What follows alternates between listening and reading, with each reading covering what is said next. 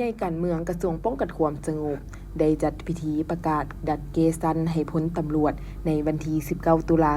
2025เป็นประธานโดยพันเอกพื้นคำเสงดาราโหงหัวหน้ากลุ่มใหญ่การเมืองป้องกันความสงบมีคณะพรรคคณะกลุ่มหงเฮียนพรมโดยนายและพลตำรวจเข้าร่วมพันโทเปงศรีสมพรทีบาโหงหัวหน้าหงการเมืองกลุ่มใหญ่การเมืองป้องกันความสงบได้ผ่านโคตกลงของกลุ่มใหญ่การเมืองป้องกันความสงบมาด้วยการดัดเกซันให้พ้นตำรวจกลุ่มใหญ่การเมืองป้องกันความสงบจำนวน39สหายหญิง15สหายในนี้ดัดเกซัน10โทขึ้นเป็นสั้นห้อยตีจำนวน20สหายหญิง7สหาย10โทขึ้นเป็นสั้นบาทีห้อยตี12สหายหญิง5สหาย10โทขึ้นเป็นสั้น10เอก7สหายหญิง3สหายให้เกียรติประดับสั้นโดยพันเอกพื้นคำเสงดาราโหงหัวหน้ากลุ่มใหญ่การเมืองป้องกันความสงบ